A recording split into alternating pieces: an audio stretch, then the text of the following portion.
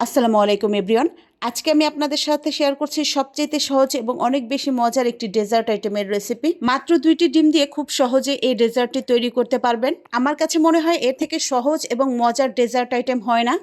তো ডেজার্টটি তৈরি করতে প্রথমেই এখানে 2টি ডিম নিয়ে নিচ্ছি। চেষ্টা করবেন রুম টেম্পারেচারে থাকা ডিম নিতে, আর যদি ফ্রিজে ডিম থাকে সেক্ষেত্রে আধা ঘন্টা আগে বের করে রাখতে। চিনি নিয়ে নিচ্ছি 1/4 কাপ। যদি কেউ মিষ্টি বেশি খেতে পছন্দ করেন সেক্ষেত্রে চিনির পরিমাণটা আরেকটু বাড়িয়ে দিতে পারেন, তবে আমার কাছে মনে হয়েছে এই 2টি ডিমের জন্য 1/4 কাপ চিনি যথেষ্ট, তাই আমি এখানে 1/4 কাপ চিনি ব্যবহার করেছি। দুধ দিয়ে দিচ্ছি 1 কাপের মতো।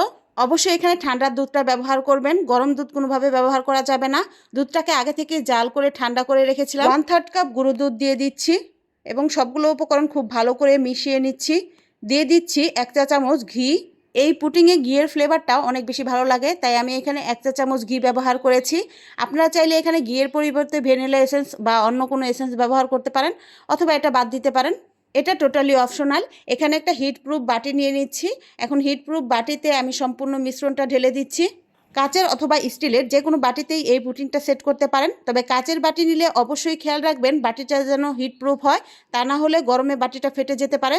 এখন যেই পাত্রে আমি পুডিংটা বসাবো সেই পাত্রে 1 লিটার থেকে একটু কম পানি দিয়ে ফুটিয়ে নিচ্ছি।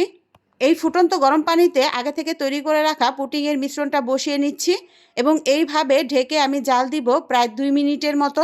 আর ঢাকনায় যদি কোনো ছিদ্র থাকে সেক্ষেত্রে একটা কাগজ দিয়ে অথবা টিস্যু পেপার দিয়ে এই ছিদ্রটাকে বন্ধ করে দিতে হবে।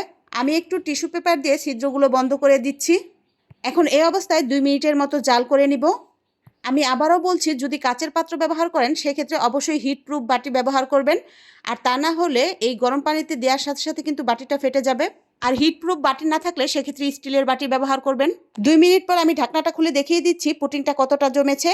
এ পর্যায়ে পুডিংটা কিন্তু একদম পারফেক্টভাবে জমেনি, তবে আমার এই হাঁড়িটা যেহেতু চুলা অফ করে দিলেও প্রায় আধা ঘন্টার মতো পানিটা গরম থাকবে, তাই এইভাবেই আমি ঢেকে রেখে দিব পানিটা ঠান্ডা হওয়া পর্যন্ত। আর আপনারা যদি পুডিংটা গ্যাসের চুলায় বসান সেক্ষেত্রে 10 থেকে 15 মিনিটের মতো একদম চুলার জাল লো হিটে রেখে বসিয়ে রাখতে পারেন এই একই প্রসেসে। পানিটা এ পর্যায়ে একদম ঠান্ডা হয়ে গিয়েছে। দেখিয়ে দিচ্ছি পুডিংটা কতটা পারফেক্টভাবে জমেছে। এ পর্যায়ে পুডিংটা কিন্তু একদম পারফেক্টভাবে জমেছে, কোথাও একটু তরল নেই। একটা আঙুলের সাহায্যে এভাবে চেক করে দেখতে পারেন পুডিংটা পারফেক্টভাবে জমেছে কিনা। যদি কোথাও তরল থাকে সেক্ষেত্রে আরও কিছুক্ষণ চুলায় জাল করে নিতে পারেন। আমার পুডিংটা একদম পারফেক্টভাবে জমেছে, তাই আমি পানি থেকে পুডিংটা তুলে নিয়েছি।